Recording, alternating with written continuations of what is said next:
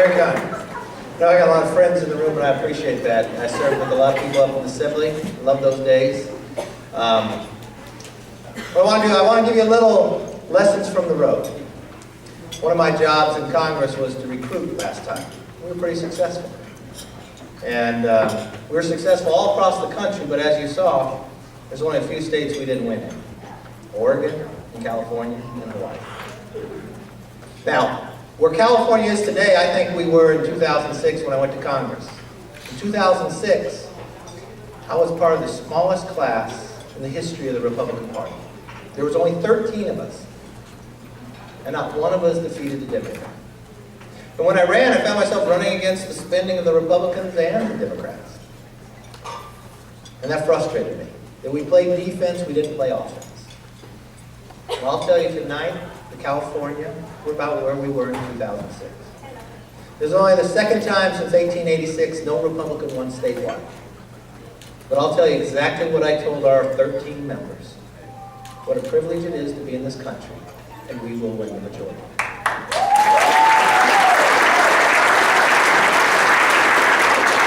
Now I'll tell you those, I'm starting my third term. Many of you heard me tell before. Have you ever been there? Have you ever seen Nancy Pelosi? She can make things pretty miserable. But those years in Congress were pretty tough. The first year you watch just affirms that you need more accountability. You watch how she runs the floor, you need more adult supervision. But once Obama took the White House and Nancy had the gavel, those last 2 years were terrible. The only way I can explain it, you may have heard it before, is the story of the old man, 85 years old, that has a heart attack. He's been married to his wife 60 years. He wakes up, he looks at her and says, you know, honey, you've always been there for me. Remember when we first got married? I came home, fired from my job, and you stayed with me. When I could not find another one and I joined the Army, you joined the Nurses Corps and you married me. When I got shot and wounded from my own men, you were there to care for me. When we came home, we had those children, let's admit it, you raised all three of them. When I went out and became that entrepreneur that ended bankruptcy twice, you were still there. Now here I have this heart attack, I wake up and who do I see? I see you.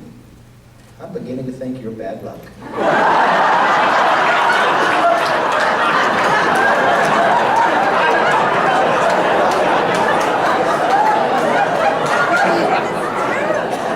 But you watch this president. His only thing he thinks is that you should spend more money to create a job. He creates a stimulus. The more people today believe Elvis Presley is alive than the stimulus created a job. It's a true poll. I used it in the campaign. He created new regulations, cap and trade and others. Created new entitlement in Obamacare, and he wondered why business was not hiring anybody. So a few of us got together. You may know this good friend of mine, Eric Cantor, another guy by the name of Paul Ryan. We said, you know what? We believe in our conservative credentials. We believe we can take our conservative principles, apply them to a problem, and actually solve it. So we got together and we created something after the Weekly Standard calls us Young Guns. We created a Young Gun campaign. The Young Gun campaign did two different things, and I want to walk you on a journey on it. The Young Gun campaign taught the current members how to fight for the majority and not sit back and just say no. For every bill the president put forward, we created our own stimulus. We scored and created twice as many jobs. Why? Because we used the private sector. We would write a bill for everything they did. And we'd tell the American public, ours is better, and let's have an election on it. So what we did was, I decided to go onto the road. And I decided that you have to get out of Washington actually to recruit. And I'm going to tell you this lesson because I think we have a big lesson before us this weekend. When we first got in, the president had about a 70% approval rating. Pretty hard to recruit during those times. Well, lo and behold, we had a couple special elections. One member left in New York, and their rules for a special election is that the Central Committee chairs get together and decide who the nominee is. Well, they selected somebody by the name of Dee Dee Scasafasa. Had the people been able to vote, she never would have won the primary. But she's the only Republican nominee. Being a good Republican, I wrote her a check. I still get punishment for it today. By the time the election hit, she was no longer Republican and she was no longer running. You got to let the voice of the people be heard, and you got to trust them, and you'll win in the majority.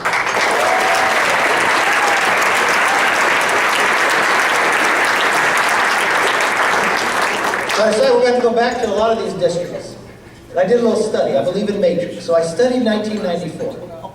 And the speaker we have tonight is the only person in the country that was at a pivotal point in both times of the Republicans getting the majority. First the head of the RNC, and then the head of the Republican Governors Association. And he was able to train us all. But the thing that we found in 1994, it came down to two bills, the gun vote and the budget vote. And if you did the matrix out and you looked at the Dems that we beat 70% of every Dem who voted for both of them that sat in Bush 41 seats. We only beat 42% of those who voted for one of the bill, and we beat none of them if they voted against it. But the other magic number, we won 70% of every open seat. So I did the matrix from a cap and trade vote, the percentage you vote with Nancy Pelosi, and the vote for Obamacare, and you had to get 15 Democrats to retire for Republicans ever to even be able to win. So I decided we're going to go after John Tanner. Tanner was a Democrat ahead of the Blue Dogs, sitting in Tennessee, and 2 years prior, no Republican would even challenge him. He had $1 million in the bank. So I get on the road, I go to Illinois first to recruit because they have the earliest primary. Remember, we're in a deficit, so I'm running on my own dime. I forget my Garmin, I'm driving in a rental car. I'm in Wisconsin, I'm supposed to be in Iowa. So I turn around.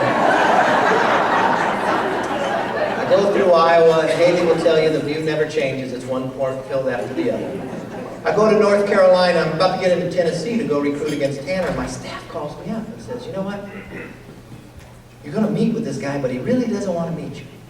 I said, why not? He says, well, you're from California. He thinks you're all fruits and nuts out there. I said, that's okay. I said, well, what else? He said, well, he has a strong accent.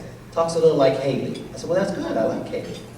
So I go in there, and I sit down. I don't even know I'm going to meet this guy, right? This guy comes up, and he goes a little like this. He goes, Mr. Kevin, I'm Stephen Fincher from Frog Jump, Tennessee. I said, Stephen, that's great. And I never would ask somebody to run. I always asked them why they wanted to run. Because if you don't have the fire in the belly, there's no reason to run. Stephen Fincher looked me in the eye and he said, Mr. Kevin, I've watched the country change before my eyes, and I don't know how to tell my children I did nothing. I said, Stephen, that's a great reason to run. He said, but Mr. Kevin, you got to wait a minute. I don't know if I'm the best person to run. I said, why not, Stephen? He says, I've never been elected before. I said, in this climate, that's pretty good. He goes, but Mr. Kevin, I got to be honest with you. I've never even been to Washington, D.C. on vacation. I said, Stephen, as of right now, you're the top recruit in the nation.